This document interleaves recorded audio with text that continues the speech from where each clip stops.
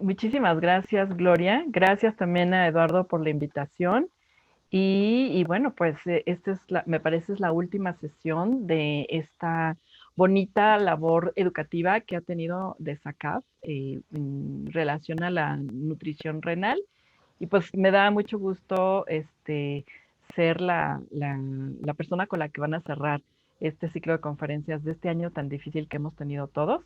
Y bueno, espero que les guste. Yo les voy a hablar sobre complementación nutricional oral y le añadí al título otras estrategias pues nutricionales en el paciente con enfermedad renal. Bueno, ¿qué vamos a ver en esta conferencia? Bueno, vamos a ver un poquito de epidemiología, no mucho. Vamos a ver cuál es una de las principales situaciones que nos preocupan a los nutriólogos renales, que es el desgaste energético proteínico. Vamos a ver también qué es la nutrición oral intradialítica, la nutrición oral intradialítica con el ejercicio y la alimentación parenteral intradialítica. Un poquito como información de la enfermedad renal crónica, sabemos que es el 10% de la población en todo el mundo tiene algún tipo de afectación de enfermedad renal crónica. Se sabe que esta enfermedad es la tercera causa más importante creciente de mortalidad global. Los costos son enormes. Y bueno, recientemente, digamos, estadísticas de hace unos 3 años apenas, se registraron alrededor de 697 millones de casos de enfermedad renal crónica. Hace 3 años, ahorita van a ver actualmente cómo estamos. En cualquier etapa de la enfermedad renal, desde la etapa 1 hasta la 5, con una prevalencia global de más o menos el 9%. Pero ya se sabe actualmente, y esto es datos muy recientes, que alrededor de 850 millones de personas en todo el mundo tienen alguna afectación renal. O sea, es muchísimo, muchísimo. Esto significa toda la gama de posibilidades que tenemos como nutriólogos, ¿sí? Se sabe que 1 de cada 10 adultos en el mundo tiene enfermedad renal crónica. Y entonces, para el tratamiento o la prevención de la enfermedad renal crónica hay como diferentes etapas de prevención. Está la prevención primaria, está la prevención secundaria y por supuesto está la prevención terciaria. Cada una de ellas, como ustedes pueden ver, siempre va a haber un nutriólogo que tiene que estar presente, ¿sí? Es decir, los nutriólogos clínicos no solamente nos vamos a enfocar a la prevención terciaria, ¿no?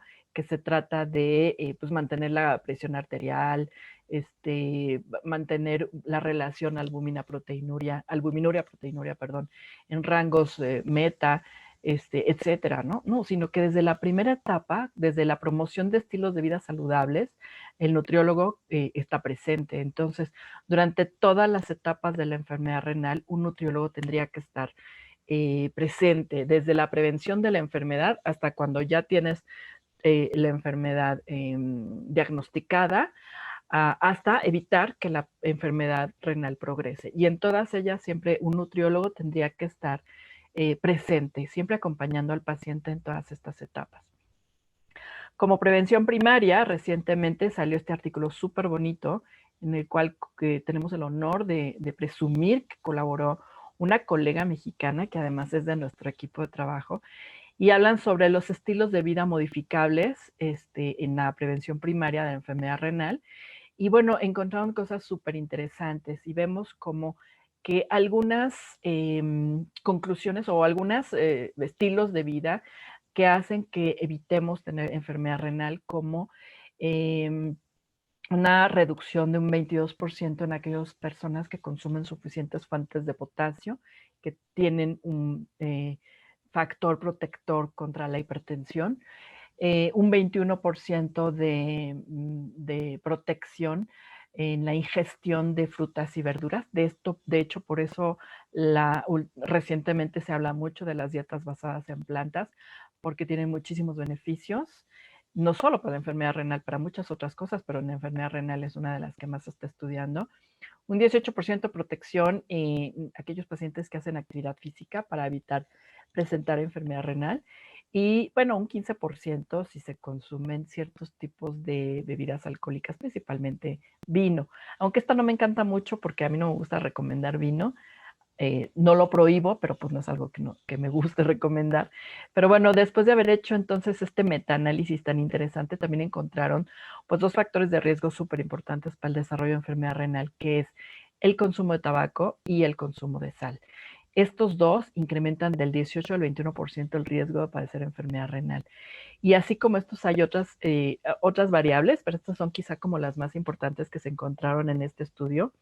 Y ellos concluyen que los riesgos modificables del estilo de vida pueden predecir la incidencia de enfermedad renal crónica en la comunidad o en la población en general y pueden ser unas estrategias de salud pública para llevar a cabo en cualquier país del mundo, ¿no?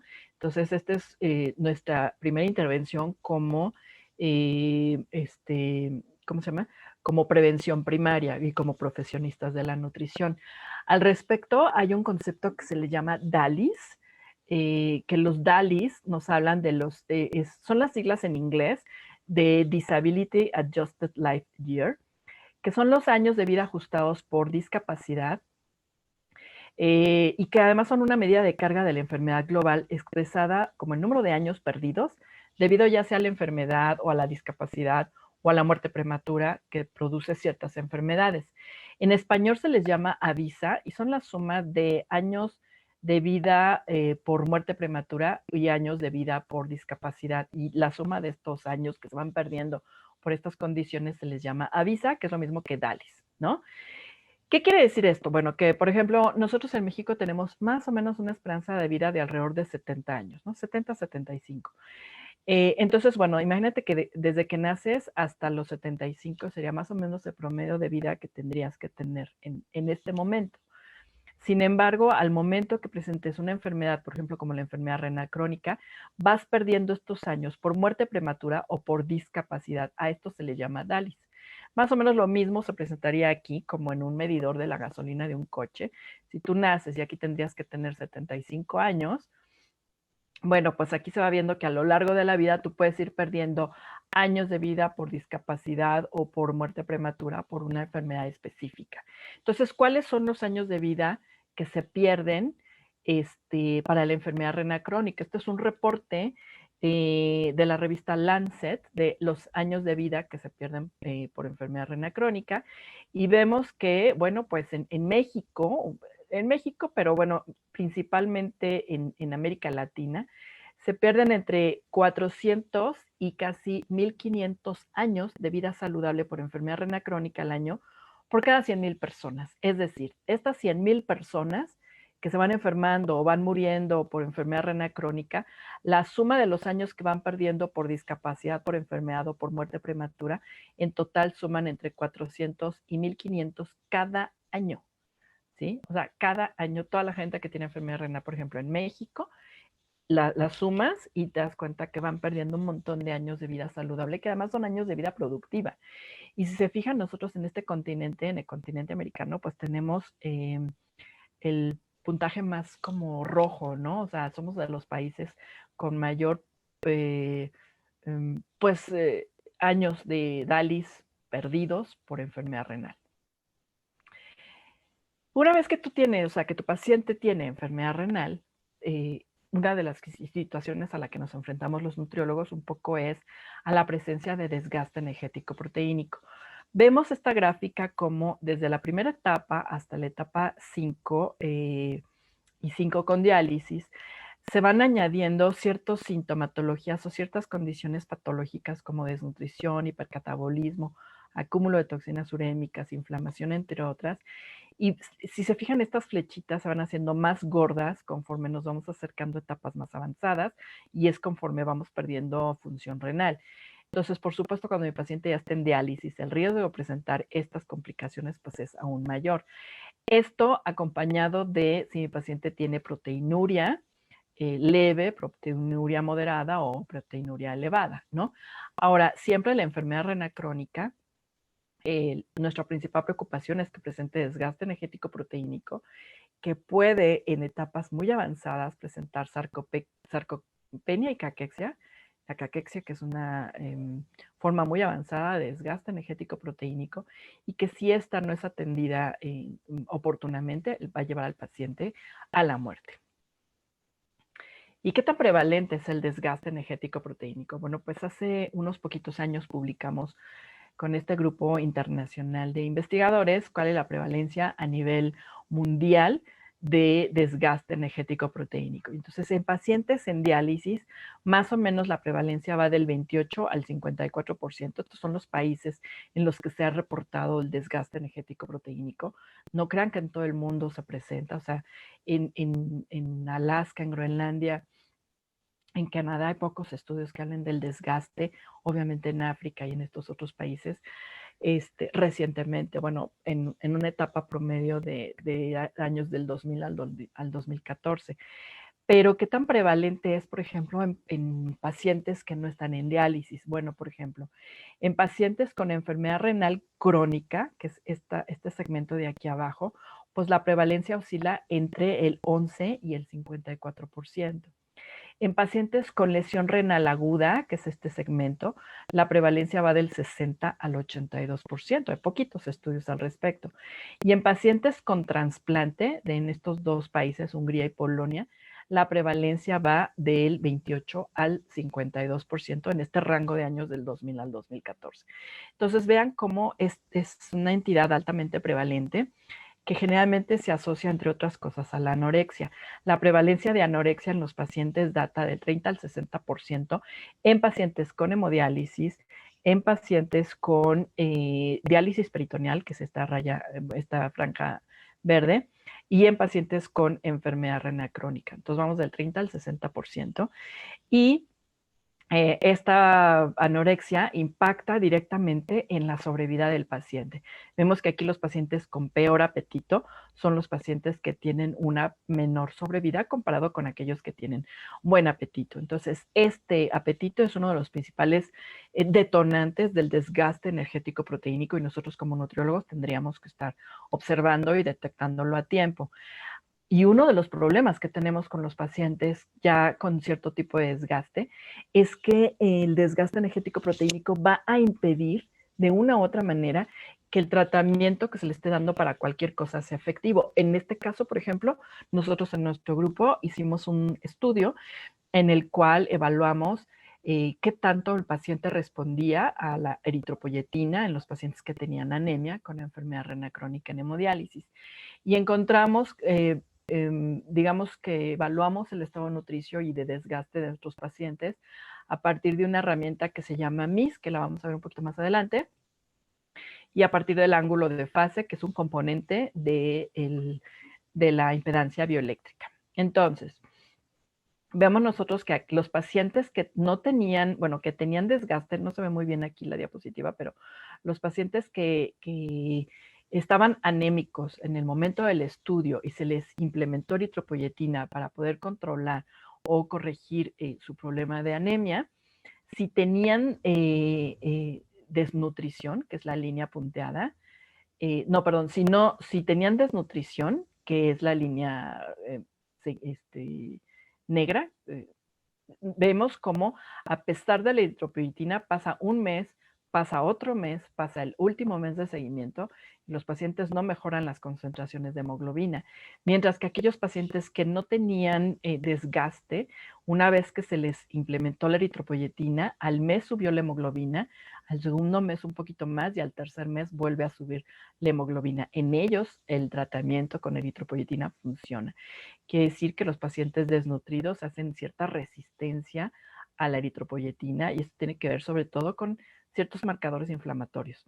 Lo mismo pasa en esta gráfica de abajo, los pacientes que estaban desnutridos por ángulo de fase, vemos que el primer mes se les da la eritropoyetina, sube un poquito, sube tantitito y luego vuelve a bajar y esta elevación no fue estadísticamente significativa y realmente no les pasa, o sea, no es efectiva la eritropoyetina. Mientras que estos pacientes que no estaban desnutridos, al primer mes sube la hemoglobina aquí no sube tanto, pero en el tercer mes vuelve a subir un montón. Y los pacientes empiezan una hemoglobina de 9 y terminan con una hemoglobina casi de 10 no estando desnutridos. Quiere decir que la desnutrición o el desgaste energético proteínico también impacta no solo en la sobrevida, sino en la respuesta que van a tener los individuos al tratamiento, a ciertos tratamientos médicos.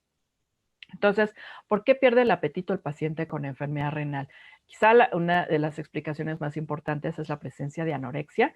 Vemos en esta gráfica, en este estudio de hace ya varios años del doctor Carrero, que ya es muy viejito, cómo las concentraciones de interleucina 6, que es un marcador de inflamación muy importante, se encuentran bajas en pacientes con buen apetito. Pacientes con apetito regular se empiezan a encontrar en concentraciones de interleucina un poquito más altos, y en pacientes con apetito muy malo, las concentraciones de interleucina son los más altos. Lo mismo pasa con la proteína C reactiva, buen apetito malo buen apetito regular y mal apetito. Los que tienen mal apetito tienen concentraciones más elevadas de proteína C reactiva. Y además, el apetito también se asocia con marcadores de escalas de calidad de vida. En esta diapositiva, bueno, en este estudio de aquí abajo del doctor Calantar, vemos como aquellos pacientes que tienen muy buen apetito tienen una escala de calidad de vida mucho mejor que aquellos que tienen mal apetito, que tienen escalas de calidad de vida casi un 30, un 40% menos del original. Entonces, vean cómo el apetito también impacta pues en la calidad de vida de los pacientes. Y una de las explicaciones es porque la regulación del ciclo hambre-saciedad se ve afectada en los pacientes con enfermedad renal crónica debido a lo mejor probablemente a una disminución en la depuración de algunas de estas hormonas que intervienen en el ciclo hambre-saciedad, ¿no? Por ejemplo, vemos aquí que los pacientes con enfermedad renal crónica tienen mayores concentraciones de grelina que estos pacientes controles. Y, por ejemplo, en pacientes en diálisis peritoneal, lo que se ha visto es que tienen mayores concentraciones de péptido Y que aquellos controles sanos. Por lo tanto, las concentraciones de estas hormonas pues, se encuentran más elevadas en pacientes en diálisis peritoneal y pues, obviamente esto es lo que se asocia a saciedad. Los pacientes están más saciados y pierden el apetito. Otra de las cosas que se ha reportado también es que los pacientes, por ejemplo, esta población que está en diálisis peritoneal, se van sintiendo más llenos conforme van pasando los días de, las horas del día, ¿no? Entonces, en la mañana, pues la saciedad no es tanta como a lo mejor a las 8 de la noche, donde el paciente ya se siente muy, muy lleno. Esto nos puede servir mucho, sobre todo para estrategias de intervención nutricional en las que pediríamos dar la mayor cantidad de nutrimentos concentrados durante las primeras horas del día para que puedan ser aprovechados, ya que a lo largo del día el paciente ya cada vez se siente más lleno. Y también otra de las cosas que se ha visto es por qué pierden el apetito, porque tienen muchos síntomas gastrointestinales reportados, ¿no?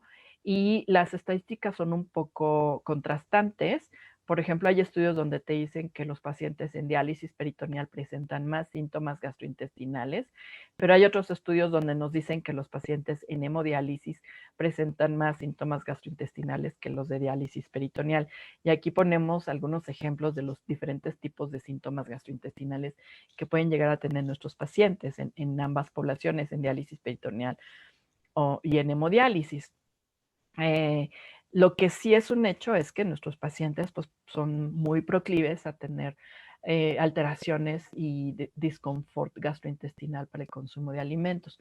Nosotros publicamos también recientemente un artículo en el cual vemos que los síntomas más comunes en adultos mayores con diálisis son generalmente la constipación y la anorexia, seguido de dolor abdominal y otros tipos de alteraciones gastrointestinales.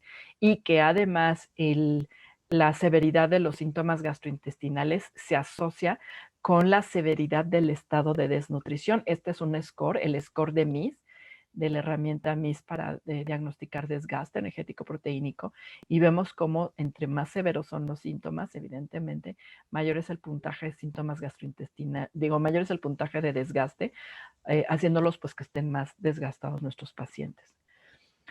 Otra de las causas que produce desgaste energético proteínico es la acidosis metabólica. Ya tuvieron una plática muy bonita de acidosis metabólica hace varios meses aquí en DESACAF. Pero en resumen, la acidosis metabólica induce una pérdida de masa muscular, reduce la síntesis de albúmina, reduce la sensibilidad a la insulina, aumenta la inflamación y afecta el metabolismo de las hormonas tiroideas.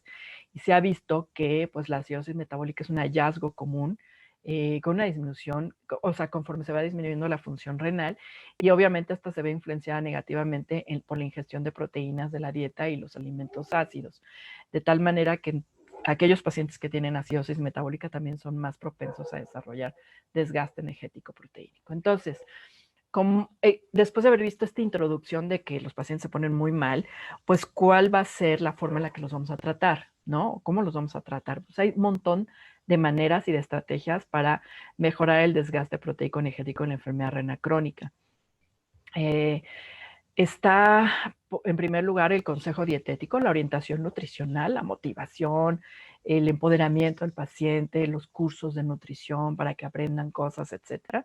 Después tenemos la complementación nutricional oral, el ejercicio y la actividad física, la nutrición parenteral intradialítica, la nutrición intraperitoneal y unos estimulantes del apetito, entre otros. Del lado izquierdo tenemos como un poco las intervenciones nutricionales y del lado derecho las intervenciones médicas. De estas pues no me voy a entretener mucho porque no es el objetivo de la conferencia. Entonces yo les voy a hablar un poquito como de, pues, de estas tres, ¿no? Digo, de estas cuatro. Lo primero es darles la noticia novedosa que hace apenas unas semanas la National Kidney Foundation, en combinación con la Academia de Nutrición y Dietética de Estados Unidos, por fin sacaron las guías de práctica clínica para nutrición en enfermedad renal crónica, KDOQI, es una actualización del 2020.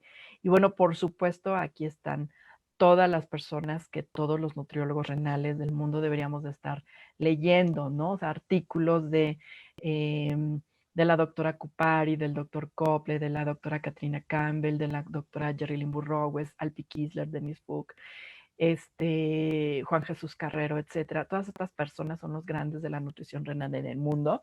Y bueno, pues se juntaron así los súper grandes para realizar esta actualización de los lineamientos DOQI.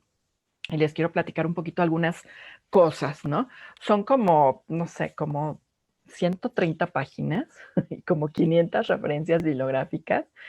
Entonces, bueno, aquí les resumo un poquito porque son muchísimos, ¿no? Entonces, primero, ¿cuáles son las herramientas de tamizaje para detectar a los pacientes que tienen riesgo de desnutrición?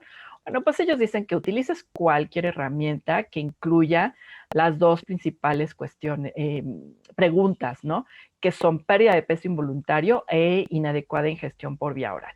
Estas dos preguntas que, como ustedes los nutriólogos saben, se encuentran en prácticamente todas las herramientas de tamizaje o en la gran mayoría de las herramientas de tamizaje nutricional que se utilizan no solo para el paciente renal, sino para prácticamente cualquier paciente de enfermo hospitalizado. Bueno, pues cualquier herramienta que tenga alguna de estas dos preguntas son recomendables y son aceptadas como herramienta de tamizaje para el enfermo renal. ¿Con qué frecuencia vamos a tamizar a los pacientes? Pues al menos una vez al año en pacientes con enfermedad renal etapa 3, bueno, 2, 3, y más o menos cada 6 meses en etapas 4, 5, y en pacientes en diálisis se estima que fuera quizá un poco más frecuente, quizá cada 3 meses, ¿no? Bien, ahora una vez que hemos detectado a los pacientes que tienen enfermedad renal, bueno, que tienen algún riesgo nutricional, ¿cuáles son las herramientas que recomiendan las guías para valorar el estado de nutrición? Bueno, pues ellos hacen énfasis en que la evaluación global subjetiva de 7 puntos es como la más recomendada, al mismo tiempo que el índice de malnutrición e inflamación, ¿no? Ambos tienen la similitud de que se basan en una historia médica, una exploración física y una entrevista que nos va a dar información importante sobre su estado de nutrición. También nos hablan de evaluar la composición corporal periódicamente, que hay que considerar dentro de la evaluación de la composición corporal el impacto que tuviera la retención de líquidos y la inflamación, ¿no? Y que utilizáramos herramientas complementarias. Antes se hablaba mucho de antropometría, pero ahora recientemente en estas guías se habla, bueno, nos dicen que el DEXA es como el gold estándar, pero pues por supuesto como nadie tiene DEXAs ahí a la mano en su hospital tan fácilmente, es la primera vez que las guías mencionan la bioimpedancia eléctrica como una herramienta para estimar la composición corporal y el peso seco en los pacientes. Seguida, obviamente, de mediciones antropométricas de laboratorio y de ingestión alimentaria, ¿no? Una vez que tu paciente es diagnosticado como enfermo renal, en algún momento el paciente, durante los primeros 90 días, que me parece un poco tardado, hay que hacer alguna valoración nutricional del mismo. Bien, ahora, ¿qué dicen las guías sobre la ingestión de energía? Bueno, en el año 2000, o sea, tenemos 20 años de que no se habían actualizado estas guías. Entonces, las guías del año 2000 nos decían que si eras un adulto de menos de 60 años de edad, la recomendación de calorías era de 35 calorías por kilogramo de peso. Y si tenías más de 60 años, ahí está mal, la flechita está al revés. Si tenías menos de 60 años sí son 35 calorías y de 30 a 35 si tienes más de 60 años. Pero todo esto era basado en opinión. Después de que se hicieron un montón de estudios y referencias bibliográficas, lo que se ha encontrado es lo siguiente: con un nivel de evidencia 1C, pacientes con enfermedad renal crónica 1 a 5 en diálisis y pacientes post-trasplante, esta ya sería una opinión, se recomienda un rango un poquito más bajo, ¿no? O sea, el rango inferior disminuye de 25 hasta 35 calorías por kilogramo de peso ideal al día, basado pues en edad, en el género, el nivel de actividad física, la composición corporal y otra serie de cosas, ¿no? Entonces, sí, algo que se ha demostrado ya es que a lo mejor 30-35 era too much, podemos empezar con 25 calorías por kilogramo de peso. Con respecto a la ingestión proteínica en pacientes en diálisis, pues se dice que en las guías del año 2000 la recomendación era en pacientes en diálisis estables, era hasta 1.2 gramos por kilogramo de peso al día, y que decía que al menos el 50% de esta proteína tendría que ser de alto valor biológico. ¿Qué cambia en las guías del 2020? Dice que, bueno, que en adultos en hemodiálisis con un nivel de evidencia 1C y en diálisis peritoneal con un nivel de evidencia de solo opinión, porque no hay muchos estudios que lo soporten o que, bueno, que apoyen esta opinión, y que estén metabólicamente estables, la recomendación es de entre 1 hasta 1.2 gramos de proteína por kilogramo de peso ideal para mantener el estado nutricio de manera adecuada, pero no mencionan nada sobre el valor biológico de la proteína, es decir, no dicen que el 50% tenga que ser de alto valor biológico, y esto está muy bien porque además ahora, como viene toda esta nueva tendencia de dietas basadas en plantas para el control del paciente con enfermedad renal, si siguiéramos esta recomendación de que el 50% tuvieran que ser de alto valor biológico, pues no podríamos utilizar tanto estas recomendaciones de dietas basadas en plantas. Entonces, bueno, no hay necesariamente una evidencia importante para establecer una postura sobre las fuentes de proteínas, y esto se menciona mucho en las nuevas guías del 2020, ¿sí? Bien. Para pacientes con enfermedad renal crónica sin diálisis, se recomienda que aquellos pacientes que tienen una tasa aproximada de tasa de filtrado glomerular de menos de 25 mililitros por minuto, bueno, de alrededor de 25 mililitros por minuto, que no estén en diálisis, se pide que consuman una dieta baja en proteínas de alrededor de 0.6 gramos de proteína por kilogramo de peso. Para aquellos individuos que no pueden consumir una dieta de estas características, bueno, pues se permite hasta 0.75 gramos de proteína, o sea, un poquito más. ¿Qué dicen las nuevas guías? Bueno, pues que en pacientes con enfermedad renal crónica etapas 3 a 5 sin diabetes y que están metabólicamente estables, ellos recomiendan la restricción de proteínas con o sin alfa-cetonálogos, dependiendo de la biodisponibilidad de los alfa-cetonálogos. En Estados Unidos se utilizan mucho los alfa-cetonálogos, pero por ejemplo en muchos países de Europa no tanto, ¿no? Entonces, bueno, ellos dicen, si está disponible, pues consúmelo, y si no, pues no pasa nada, ¿no? Va a depender mucho del juicio del médico tratante y demás, y todo esto para reducir el riesgo de mortalidad por desnutrición del enfermo renal crónico, ¿no? Entonces ellos dicen que una dieta baja en proteínas podría ser de 0.55 a 0.60 gramos de proteína por kilogramo de peso al día. Fíjense cómo disminuye también un poquito el aporte de proteínas, ¿no? Y que una dieta muy baja en proteínas con aminoácidos esenciales podría ser de 0.28 a 0.43 gramos de proteína por kilogramo de peso. Para cumplir los requerimientos energéticos, valdría la pena darle aminoácidos esenciales o alfa-cetoanálogos de aminoácidos esenciales.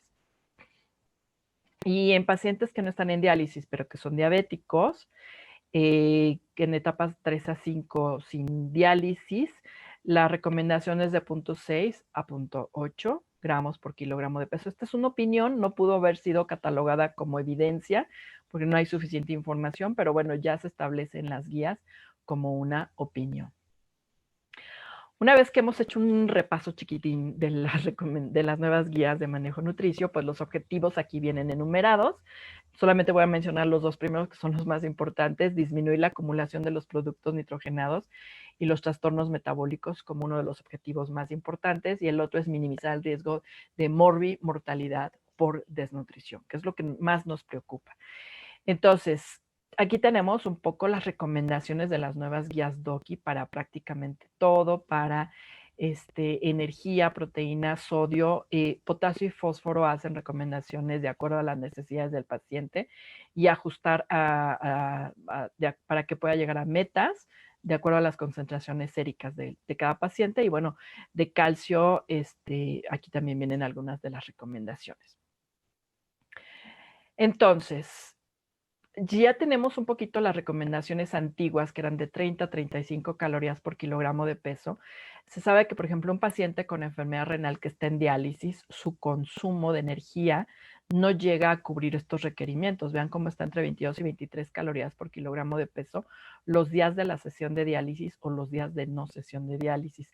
Y la recomendación de proteínas también está pues muy por debajo de las recomendaciones reales, ¿no? Aún siendo las recomendaciones nuevas, que son 25 calorías por kilogramo de peso, o mínimo 1 gramo de proteína por kilogramo de peso, pues los pacientes con enfermedad renal no lo cubren, ¿no? Nosotros en México, en nuestro grupo, hemos hecho también una revisión de cómo están comiendo nuestros pacientes de la unidad, y bueno, pues igual, no llegan a cubrir los requerimientos. ¿Y por qué no llegan a cubrir los requerimientos? Bueno, pues lo mismo es por el apetito que ya les había yo hablado. Miren cómo aquí este estudio de la doctora Burrowes habla de cómo comen los pacientes el día de diálisis y el día de no diálisis. El día de diálisis, vean que los que tienen el peor de los apetitos llegan a consumir apenas 17 calorías por kilogramo de peso, muy lejos de las recomendaciones de los lineamientos internacionales, ¿no? Y el día de la no diálisis, o sea, el día que están en su casa, bueno, el apetito es un poco mejor y son 21 calorías por kilogramo de peso, que siguen estando muy lejos de las recomendaciones originales, ¿no? Entonces, concluimos nosotros que cuando para el consumo tanto de proteínas como de energía, perdón, estos son de calorías y estos son de proteínas, el peor día para los pacientes es el día de diálisis, es el día que más mal se sienten, es el día que peor se sienten, etcétera, ¿no? Y entonces para todos ellos se pueden utilizar pues, diferentes estrategias de soporte nutricional, desde el consejo dietético hasta el consejo y el suplemento nutricio, o la nutrición enteral, o la nutrición parenteral, con o sin nutrición enteral, o nutrición parenteral intradialítica. Este es un algoritmo que nos habla de cómo prescribir soporte nutricional en los pacientes con enfermedad renal.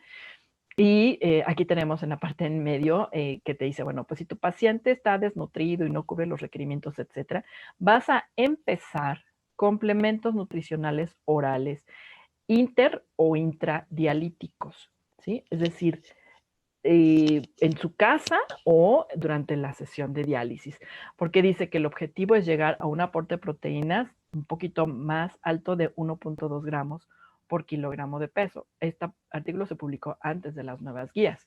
Entonces, pues te dice, empieza con un suplemento nutricional oral, ¿sí? Entonces, ¿qué dicen las guías DOCI de los complementos? Bueno, pues dice que tienen que ser específicos para el paciente renal. ¿A quién se les va a dar? Pues a los pacientes que están a riesgo de desnutrición.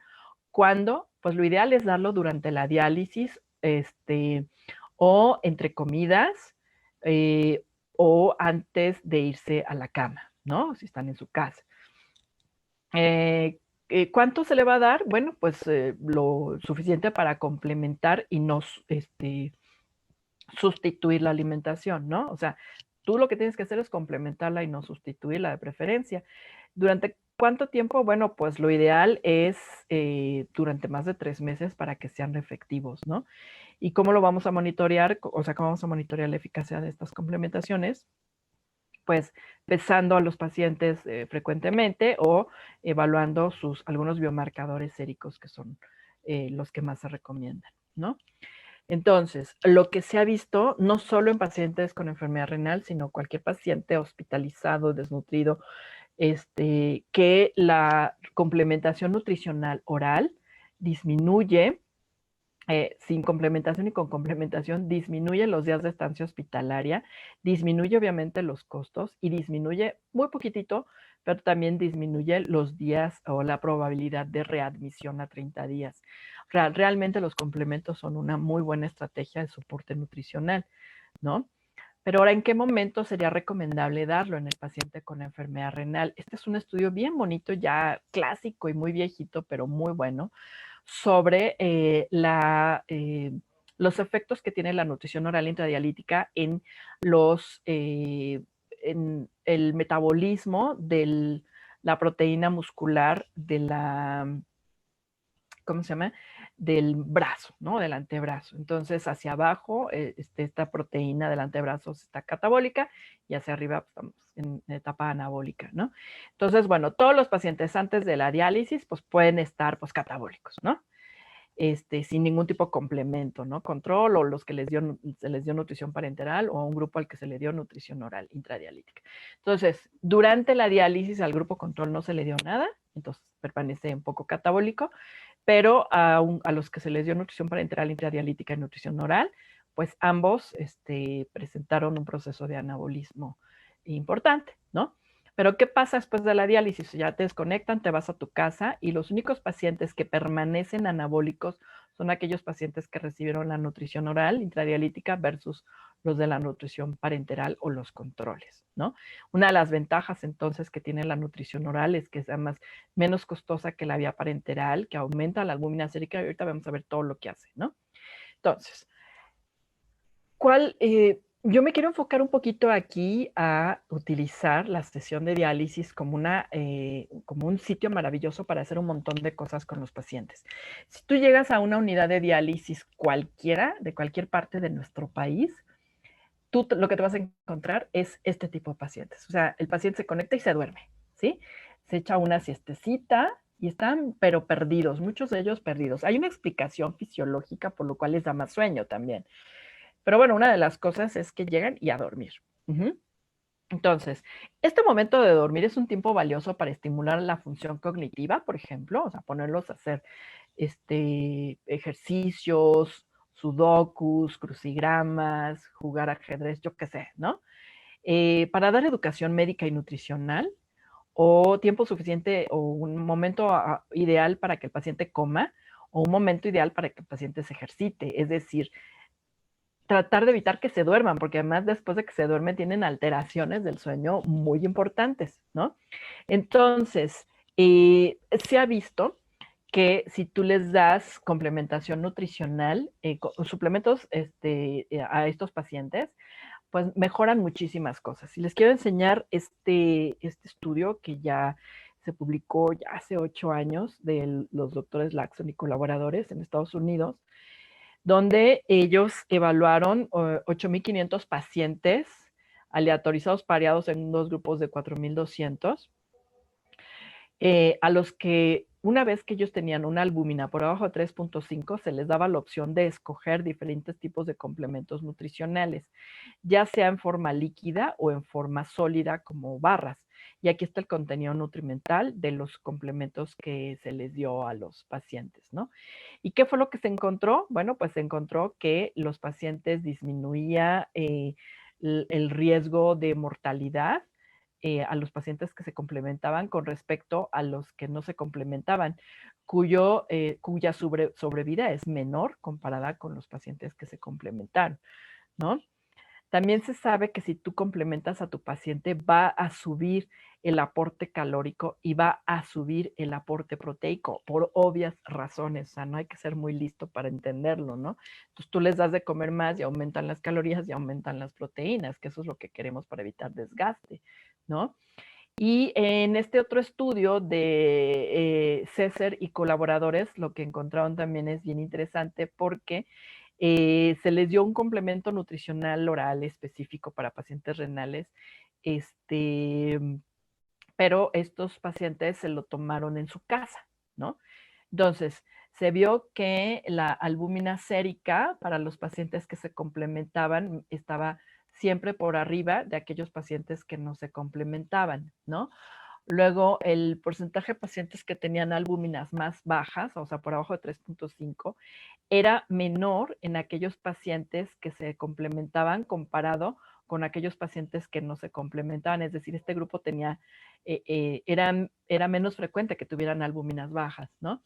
Y por último, todos estos que son marcadores de composición corporal, de peso seco, índice de masa corporal, masa magra, masa muscular y masa celular corporal, pues se ve que este es el porcentaje de cambio en cada una de estos indicadores en los pacientes que son complementados. Entonces, como conclusión, los pacientes que se les complementa o consumir un complemento nutricional para paciente renal en su casa, esto es en su casa, mejora marcadamente el estado de nutrición en el paciente con enfermedad renal. Este es un estudio que, bueno, que te dice, bueno, pues compleméntalo en su casa y les va bien, pero yo como soy un poco necia, yo soy de la idea de que hay que dárselos durante la sesión de diálisis, ¿no? Pero bueno, este es un estudio, un metaanálisis que salió hace 2 años sobre el efecto de los suplementos nutricionales orales en pacientes en diálisis.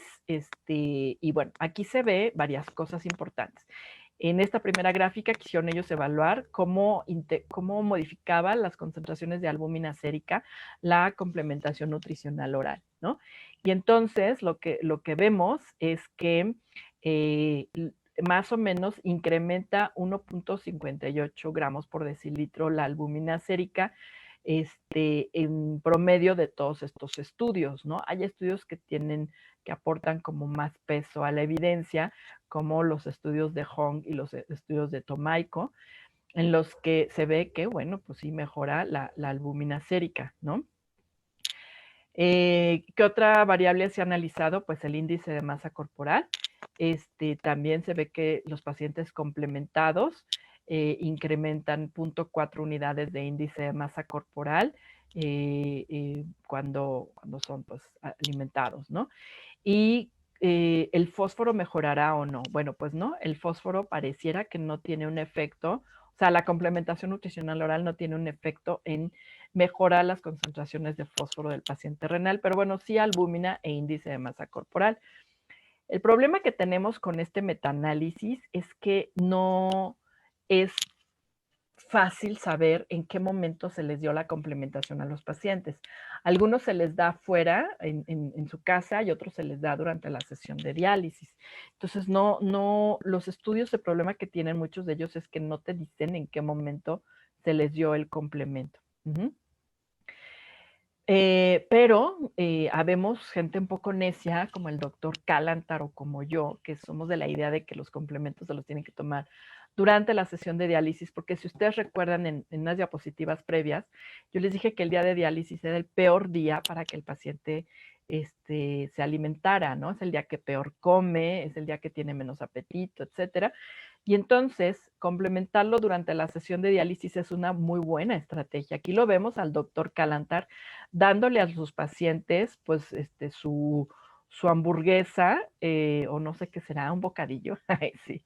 Yo digo que como son gringos es hamburguesa, pero no creo que lleguen a tanto. Y si fuéramos mexicanos, pues a lo mejor una guajolota. No es cierto, a lo mejor les daríamos un sándwich o algo por el estilo, ¿no? Entonces, ¿en qué momento se debe de dar esta complementación nutricional oral? Pues puede ser 1 hora después de las comidas principales o como colación por la tarde, perdón, para reducir el ayuno nocturno y mejorar la absorción. Pero si lo haces durante la diálisis, esto sería maravilloso porque contrarresta el catabolismo inducido por la diálisis que ya vimos, según con el estudio de Lara Pupin, que los pacientes que están en diálisis están catabólicos.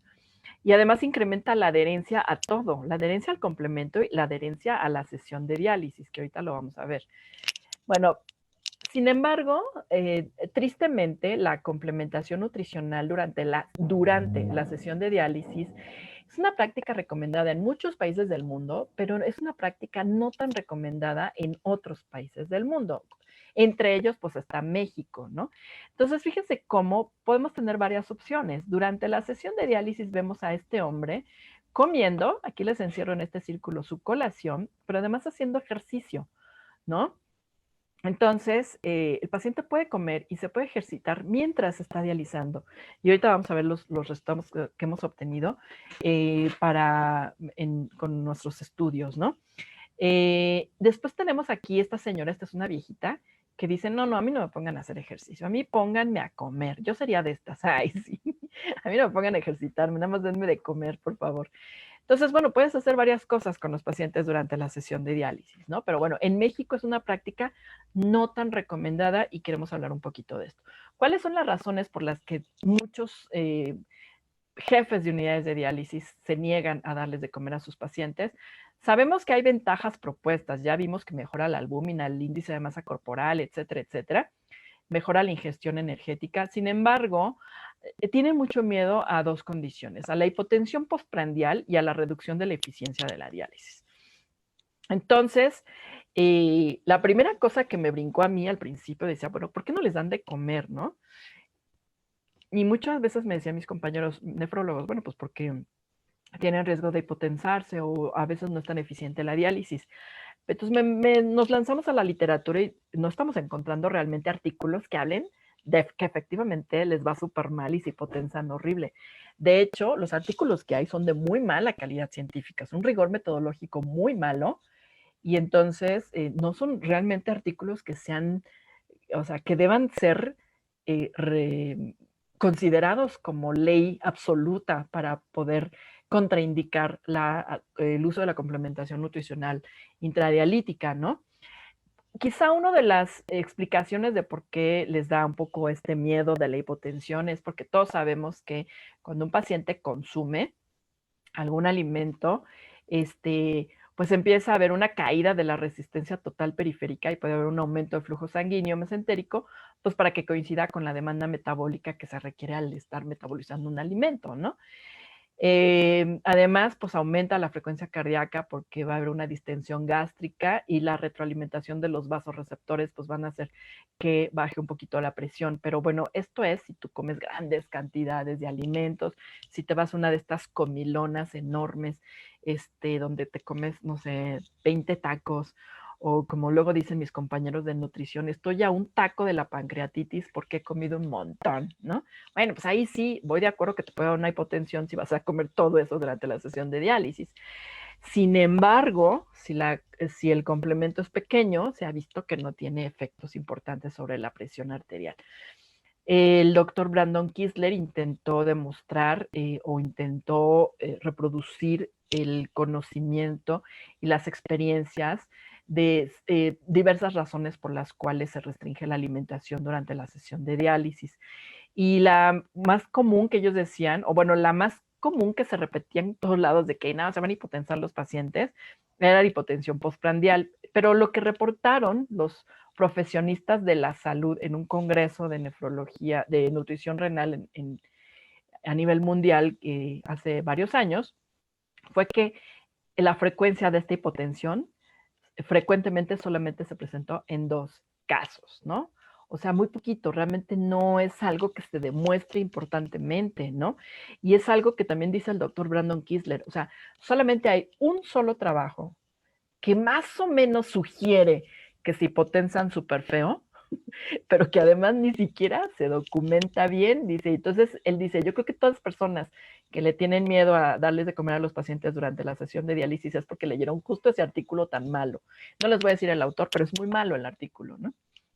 Entonces, nosotros pues en el instituto nos lanzamos a la tarea de averiguar qué pasaba con el sentir de nuestros colegas nefrólogos en México, ¿no? Se publicó el año pasado este trabajo y habla sobre la percepción de los profesionales de la salud con el uso de la nutrición oral intradialítica en pacientes en hemodiálisis. Y bueno, estos fueron 272 profesionistas que acudieron a los 2 grandes congresos de nefrología que hay en México cada año, que es el del Colegio Mexicano de Nefrólogos y el del Instituto Mexicano de Investigaciones Nefrológicas. Y en los recesos, pues nos lanzábamos a preguntarles a todos los profesionistas que estaban por ahí qué opinaban sobre la nutrición oral intradialítica. Cabe destacar que fuimos hasta regañadas por andar preguntando cosas que son más que obvias, como que se que desarrollan hipotensión intradialítica. Entonces, vamos a ver primero quiénes eran. Eran 75 médicos, 63 enfermeras y 71 nutriólogos. Digo, perdón, porcentaje 75, 63 y 71. Y bueno, veíamos primero cuál era la percepción sobre los posibles beneficios para el paciente sobre el uso de la nutrición oral intradialítica. Lo más contestado fue que mejoraba la calidad de vida, incrementaba la albúmina sérica e incrementaba el anabolismo muscular. Ah, bueno, pues entonces sí saben que la nutrición oral intradialítica es buena, ¿no? Sí, pues es lo que ellos perciben, ¿no? Entonces, se les preguntaba cuáles eran las principales razones por las que no se permitían alimentos durante la sesión de diálisis en su unidad. Y ellos decían que la normatividad interna, ¿no? O sea, el jefe de la unidad, el responsable, pues estaba prohibido, ¿no? O por riesgo de infecciones y pobre higiene, o por riesgo de broncoaspiración. Estas eran como las más frecuentes. Pero aquí vale destacar alguna que dice que la norma oficial mexicana para el paciente con hemodiálisis, el manejo del paciente con hemodiálisis lo prohibía, cosa que es totalmente mentira porque ni siquiera lo menciona, ¿no? Entonces, es decir, pues, te están diciendo razones que no, ni siquiera son válidas porque ni siquiera existen, ¿no? Y por último, también se preguntaba cuáles son los principales riesgos que tú percibes con el uso de la nutrición oral intradialítica. Y bueno, la gran mayoría de los médicos dicen que porque les da hipotensión intradialítica. O sea, lo que más miedo les da a nuestros colegas es la hipotensión intradialítica. Entonces, pues en la literatura, ¿qué dice? ¿No?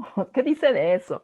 El problema, todos los trabajos que les acabo de enseñar, el metaanálisis de que les va bien, que la albúmina sube, el índice de masa corporal sube, etcétera, prácticamente ninguno, muy poquitos estudios hablan sobre los efectos adversos, ¿no? O sea, para poder decirles, oye, no es cierto, no se hipotensan, porque ni siquiera lo mencionan. Encontramos estos dos trabajitos donde en uno de ellos dice que los eventos más comunes fueron síntomas gastrointestinales, que disminuyeron cuando se redujo la dosis del complemento y 3 pacientes dejaron el tratamiento, de 300. Ninguno habla de hipotensión intradialítica. En este otro, los eventos adversos que se reportaron es que del 13% total de las sesiones en 2 años se presentó náusea y vómito, en el 13% de las sesiones, y en el 6% diarrea y en el 4% dolor abdominal, pero tampoco hablan de hipotensión, porque pareciera que no se estudia. Entonces nosotros acabamos de publicar, bueno, está ya por salir este paper, en el cual hicimos un ensayo clínico aleatorizado para demostrar si de veras se hipotensan o por qué tanto miedo, por Dios. Entonces, ¿qué hicimos? Bueno, nosotros tenemos 3 turnos de diálisis. Después de la primera hora después de la conexión y la primera hora post conexión, les dimos un complemento nutricional oral específico para paciente renal dividido en 2 tomas. Los primeros 100 mililitros se les dio a la hora de la conexión y los últimos 137 mililitros, pues más o menos unos 40 minutos antes de la desconexión. Esto es en el primer turno, en el segundo y en el tercer turno. Aquí están los horarios, ¿no? La adherencia en el grupo de intervención pues fue por observación directa, a ver si se estaban tomando su complemento. Y a otro grupo, en el ensayo clínico teníamos un grupo control, que realmente no era control, era el grupo B, digamos, eran pacientes que eran complementados en su casa, no en la sesión de diálisis, y a ellos pues se les mandaba un WhatsApp o una llamada telefónica para recordarles que se tenían que tomar su complemento en casa, más o menos en el mismo horario de preferencia de su sesión de diálisis. Se les registró a todos los pacientes, tanto los que se complementaban en casa como los que se complementaban en la sesión de diálisis, la tensión arterial cada 30 minutos, ¿sí? Se registraron los síntomas gastrointestinales, se registró también un registro, o sea, un consumo de alimentos de 3 días, algunas mediciones de composición corporal al inicio y al final de la intervención, herramientas de valoración nutricia como MIS y pruebas de funcionalidad física, ¿no? A los que estaban en su casa, la adherencia al complemento era que llevaban su latita vacía o su complemento vacío, su contenedor vacío, para que se les pudiera dar el nuevo complemento, ¿no? Entonces, ¿qué fue lo que encontramos? Ah, bueno, pues esto fue lo que hicimos. Dividimos el complemento en 2 tomas. en vasitos pequeñitos, y se le entregaba al paciente durante la sesión de diálisis. Este paciente parece que está en la playa, aquí muy ligerito de ropa. Y durante todo el tiempo que después de esta primera hora, pues ahí está el paciente tomándoselo por traguitos o de un jalón. Ahí cada quien decidía cómo tomárselo. Aquí está, como ustedes pueden ver, pues está ya aquí vacío, ¿no? Y después, que se acababa este vasito, le dábamos el segundo 40 minutos antes de terminar la sesión, y se pasaba a visita y se exploraba si el paciente tenía dolor, náusea, vómito, yo qué sé, algún síntoma que dijeras, híjole, le está cayendo súper mal el complemento o se siente mal, ¿no? Ay, perdón. Entonces, ¿qué es lo que encontramos? Bueno, pues estos son los eventos de hipotensión intradialítica. Bueno, más bien esta es la oscilación de la tensión arterial durante la sesión de diálisis. Todos sabemos que durante la primera hora de diálisis baja mucho la presión arterial, evidentemente, y eso es normal, pasa en todos lados. Pero después se tendría que mantener. Estos pacientes de aquí abajo son los pacientes que se complementaron en su casa. Y esta curva de aquí arriba son los pacientes que se complementaban durante la sesión de diálisis. Vean cómo para empezar la tensión arterial está oscilando de una manera como más armoniosa y no así como con picos muy altos y bajadas y picos y altos. Pero además, si se fijan, no hay una tensión arterial, una bajada de tensión arterial muy importante con la complementación nutricional oral. Aquí, esto es más o menos lo mismo, es un análisis de medidas repetidas para ver cómo se comportaba cada paciente durante la sesión de diálisis. Y son un montonal de números. O sea, imagínense que fueron 3 meses de seguimiento, la medición de la presión arterial cada 30 minutos durante 3 meses de seguimiento. O sea, es un mundo de datos que analizar. Entonces se analizaron de esta manera y vemos como si del basal a la primera hora sí viene una bajada de la presión arterial más o menos importante, que eso es normal, pero nosotros le empezamos a dar el complemento a partir de la primera hora, tanto al que se complementó en casa como los que se complementaban en la sesión de diálisis. Y vean cómo realmente durante toda la sesión de diálisis la presión arterial se mantiene súper estable, ¿no? Ahora, en estos dos cuadros del lado derecho, lo que nosotros vemos es la porción de pacientes que presentaron una disminución o hipotensión intradialítica definida como una disminución de más del 10% de la tensión arterial sistólica, más que la enfermera tenga que hacer alguna maniobra para mejorar la hipotensión o inclusive disminuir la ultrafiltración o desconectar al paciente. Y vemos que el número de eventos de hipotensión intradialítica es la misma, o sea, son muy poquitos, pero además son igual en los dos grupos, en los que se complementaron durante la sesión de diálisis y los que no, ¿no? Entonces creo que este estudio es el primer estudio hasta donde nosotros tenemos conocimiento que demuestra a través de un ensayo clínico controlado que no se documentan mayores eventos de hipotensión intradialítica en el grupo de pacientes complementados durante la sesión de diálisis. Y pareciera que es absurdo tener que hacer este tipo de estudios para convencer a la gente de que es una estrategia que debería de ser considerada parte del tratamiento dialítico. Pero es que se tiene que hacer porque sigue la idea de que los pacientes no deben de comer durante la sesión de diálisis. En estos dos estudios también lo que se encuentra es que se evalúa cuántas sesiones de diálisis pierden los pacientes que se complementan durante la sesión de diálisis o los que no se complementan. Y vemos que los que no se complementan durante la sesión de diálisis faltan a más sesiones de diálisis comparados con los que se complementan durante la sesión de diálisis. Es también un poco como estimulante para ellos de decir, me dializo, pero además me dan algo de comer. Y eso es muy bueno también para ellos, ¿no? Entonces se reduce el número de muerte, aquí lo tenemos, en un 69% y en un 33% menos faltas a las sesiones de diálisis. Entonces, esto es bien importante porque los pacientes entonces se sienten como más cuidados, ¿no?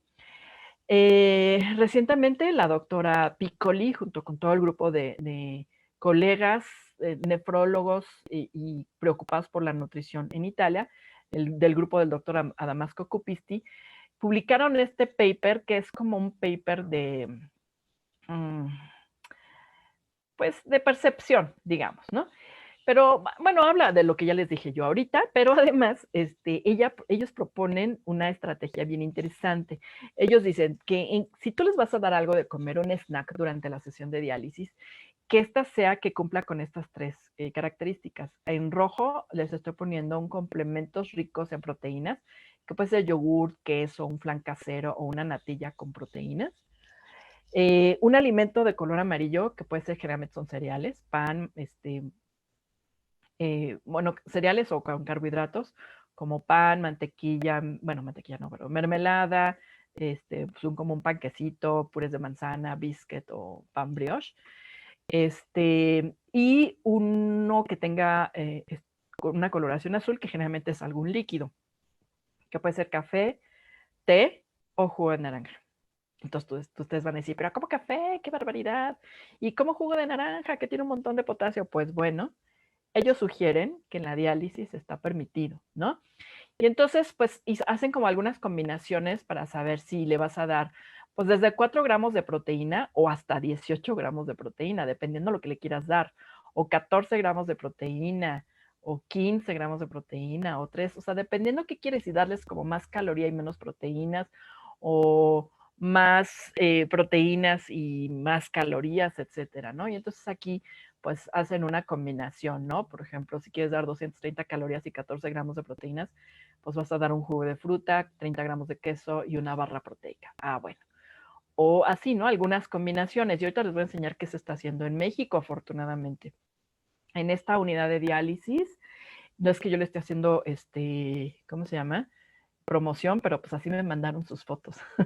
Les están dando un yogur, unas galletas de avena y una gelatina, ¿no? Entonces ya algunas unidades de hemodiálisis en México están empezando a ser un poco más conscientes y durante la sesión de diálisis ya les están dando una colación.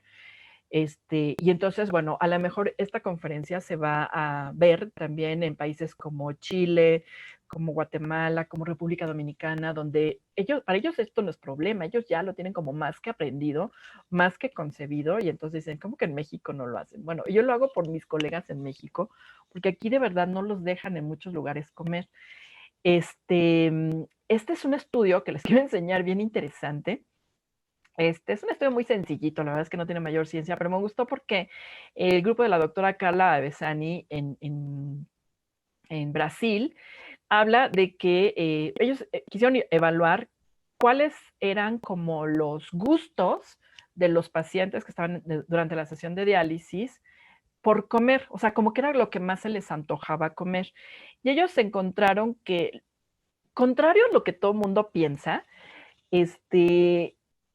lo primero es que no se les antoja nada líquido, se les antoja quizá un poco algo más sólido, ¿no? O sea, casi en el 90, bueno, en un porcentaje muy alto, prefieren las cosas sólidas, como un pan o algo así, ¿no? Y de sabor, ¿qué es lo que prefieren? Pues prefieren las cosas saladas. Yo estoy realmente sorprendida. Creo que estos brasileños son un poco raros, porque el mexicano, ¿qué pensaría? Pues algo dulce, porque pues, nos encanta lo dulce y no por nada somos un país obeso de comer tanto dulce, pero bueno. Pero acá no, ellos prefieren algo sólido y medio salado. Entonces hicieron estos panquecitos súper interesantes que eran como más saladitos, como estos pancitos salados como para comer, como pan de ajo y estas cosas, pero con un contenido bien interesante. Uno fue un panquecito estándar, uno con proteína de suero y otro con proteína de soya texturizado. Y aquí está el contenido de proteínas de todos ellos. El que más tenía era suero de leche, ¿no? O sea, el que más proteínas tenía era el suero de leche. Y se dieron cuenta que en cuanto a sabor, les gustó mucho el panquecito salado de suero de leche, que además tenía como especias y que era como muy rico. Bueno, pues eso es una alternativa. O sea, yo que soy salada, si a mí me das un complemento líquido, dulce, me muero. Prefiero morirme de desnutrición antes que comérmelo, ¿no? Pero si me das un panquecito estos salados con especias y demás, wow, o sea, denme 3, yo me los como bien feliz, ¿no? Bueno, entonces, ¿quiénes son los principales, ¿cómo se llama? Promotores de la complementación nutricional durante la sesión de diálisis? Bueno, pues están el doctor Kalantar y el doctor Kisler. Más recientemente el doctor Brandon Kisler, quien además fue coordinador de este consenso de postura de la Asociación Internacional de Nutrición y Metabolismo Renal. Aquí era como más jovencito, aquí ya era un poquito más reciente esta foto, y pues ya se ve que el matrimonio le ha caído muy bien porque ya ha recuperado peso. Ay, sí. Bueno, y entonces vemos cómo estos médicos, estos famosos de la nutrición internacional, preocupados por la nutrición oral intradialítica, establecen como algunas guías prácticas para que el paciente coma, ¿no? Y les pongo en verde lo recomendado y en rojo lo no recomendado. Ellos dicen que no todos los pacientes son candidatos a la nutrición oral intradialítica, es decir, no quieran ustedes darle de comer a todo el mundo porque no todos son candidatos. Les vas a dar un complemento, ojo, a los que están hemodinámicamente estables, es decir, pacientes que pues siempre están más o menos bien, que sus tensiones arteriales no tienen así subidas y bajadas, ¿no? O que no tienen contraindicaciones para comer durante la sesión de diálisis, como algunas que vemos aquí abajo. Por ejemplo, ¿a quiénes no les vas a dar? A los pacientes que tienen presión arterial permanentemente baja durante la sesión de diálisis, o sea, que siempre tienen la presión baja, pues ellos no les des de comer, ¿no? O que tienen como mucha tos todo el tiempo o riesgo de choque, ¿no? O que sean muy propensos a diarrea. Por ejemplo, estos diabéticos que tienen neuropatía visceral y que a cada rato tienen diarrea, pues ellos no, porque se les va a agravar si comen, y además, imagínate con diarrea y tú ahí conectado, ¿no? O que sean propensos a dolores, indigestión, dolores de estómago, indigestión, náusea o vómito durante el tratamiento, o pacientes que están diagnosticados con disfunción autonómica y que pueden se puede ver precipitado por el alimento, ¿no? Entonces, pues ellos no. Pero todos los demás que no tienen nada de esto, pues son súper candidatos a que coman durante la sesión, ¿no? La posición, ¿en qué posición tienen que comer? Pues en una posición donde tú eleves un poquito la cabecera del paciente en una posición semifowler, que además casi la gran mayoría de los pacientes en diálisis pues están en esta posición, ¿no? Pero bueno, es nada más para recordarles que de preferencia así, pues para que no vayan a broncoaspirar en el peor de los casos. Dicen que el riesgo de hipotensión es mayor cuando das comidas muy copiosas. Pues claro, o sea, no le vas a dar así tremenda taquiza, ¿no? A un paciente. O que les das grandes cantidades de carbohidratos simples, o sea, cosas demasiado dulces todo el tiempo, ¿no? O que estén demasiado calientes o demasiado frías, sobre todo demasiado calientes, ¿no?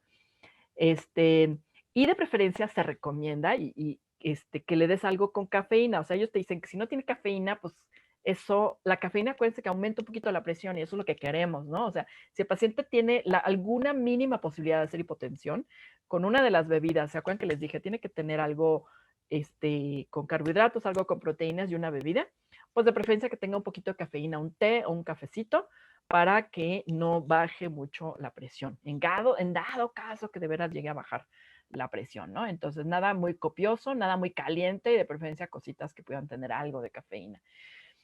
Y y bueno, pues por último nos dicen que algunas de las recomendaciones para darles de comer, pues que sea un alimento, por ejemplo, que no aumente la sal o que sea ideal para paciente con enfermedad renal, restringido en fósforo o en potasio, que se pueda comer con una sola mano, o sea, que no le tengas que dar un alimento donde lo tenga que partir con cubiertos, y eso sí puede hacer que al alimento se le caiga, que tire moronas, que cosas así. Entonces, algo que pueda utilizar con una sola mano, de preferencia con la mano que no tiene la fístula, por ejemplo, ¿no? Que lo pueda comer con una sola mano, y que no tenga olores así fuertes, o sea, una torta de coliflor con pescado, guácala, pues no, o sea, porque obviamente también todos los que están ahí a lo mejor están un poco nauseosos, etcétera, y esos olores fuertes pueden provocar la náusea. Entonces, son algunas de las recomendaciones del consenso de la Asociación Internacional de Nutrición y Metabolismo Renal.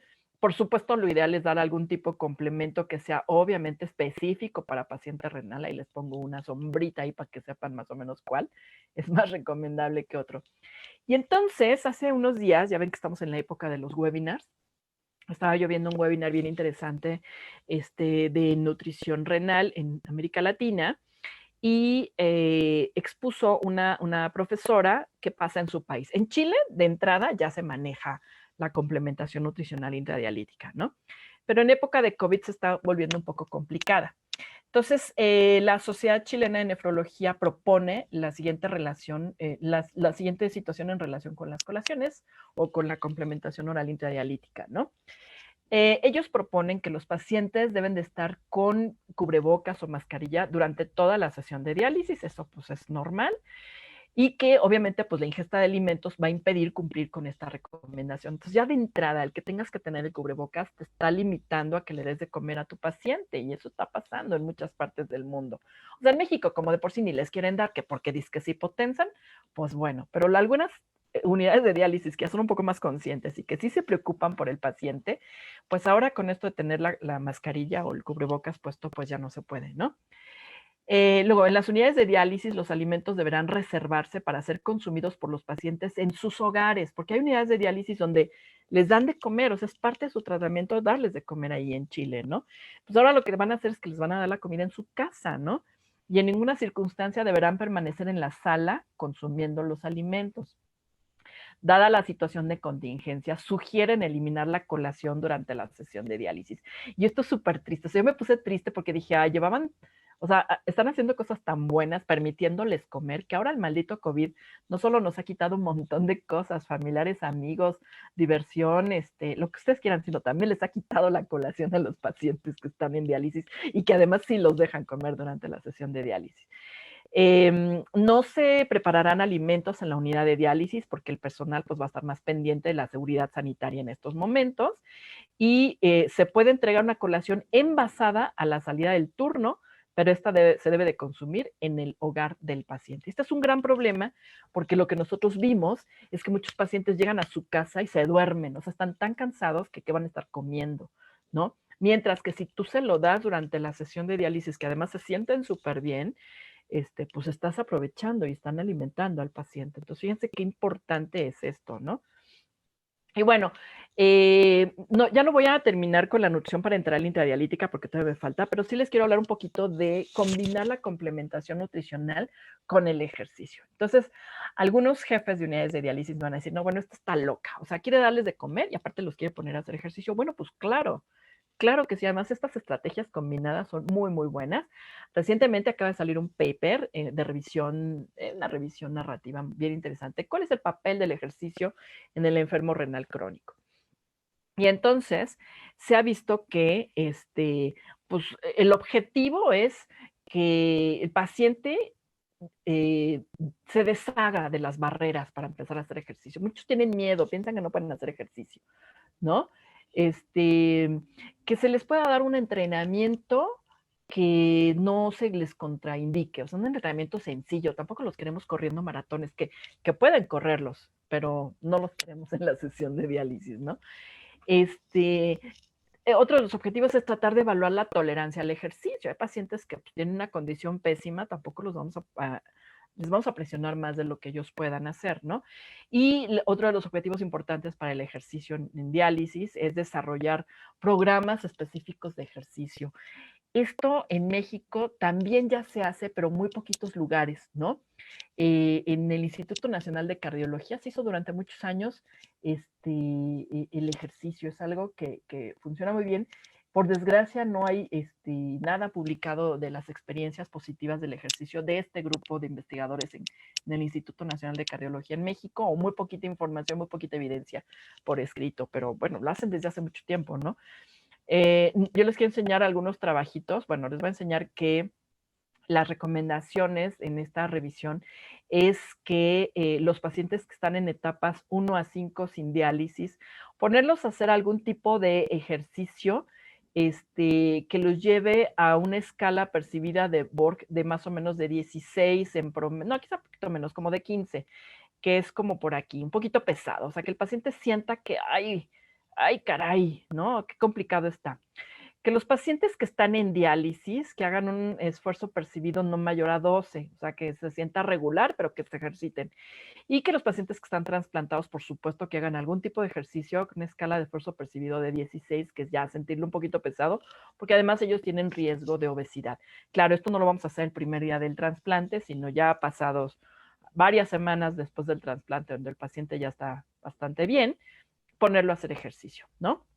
Ahora, ¿qué hacemos ¿O qué se ha hecho aquí en México? Bueno, tuvimos la enorme apertura de poder participar en combinación con el doctor Rafael Valdés, director del Servicio de Nefrología del Hospital General de México, y Giovanna, que fue en algún momento mi alumna de licenciatura y de maestría, y bueno, un poco de doctorado. Y pues siempre su preocupación era que yo los quiero poner a hacer ejercicio y mi preocupación era yo los quiero poner a comer. Entonces nos juntamos, como dicen ahí, dos chifladas y pusimos a esta población donde aquí se nos permitió perfectamente intervenir este tipo de pacientes y vean cómo tenemos pacientes que se ejercitan, pero además se complementan. Aquí están como brindando con su complemento. Y aquí están bien contentos algunos de ellos con sus ligas, con sus polainas para ejercitarse y demás, ¿no? De estos estudios hicimos ejercicios, pues tanto ejercicios de resistencia como ejercicios aeróbicos con bicicletas, aquí están, y que sacamos otro segundo paper donde evaluamos la efectividad y la funcionalidad física, porque ya se había demostrado, o lo hemos demostrado varias veces con este mismo grupo, pues que nutricionalmente están un poquito mejor, pero queremos ver si hay algún efecto añadido del ejercicio. Entonces, con esta primera prueba de Time Up and Go, donde el paciente se sienta, luego se levanta corriendo, se da una vueltecita y regresa a su silla y se toma el tiempo que tarda en hacer esta actividad. Se evaluó a los pacientes que solamente recibieron complemento y ejercicio de resistencia y complemento y ejercicio aeróbico. Y lo que encontramos es que todos, absolutamente todos, los que se complementan nada más, versus los que se complementan y hacen ejercicio de resistencia, versus los que se complementan y hacen ejercicio aeróbico, todos disminuyen el tiempo de la prueba de Time on Van Gogh, ¿sí? Los que más efecto tuvieron son los de ejercicio aeróbico, ¿sí? O sea, ellos tardan menos tiempo, proporcionalmente hablando, en hacer la prueba al final de la intervención que los que solo se complementan, ¿no? Se ve muy poquita la diferencia entre ellos, pero bueno, esto fue, ¿no? Más o menos.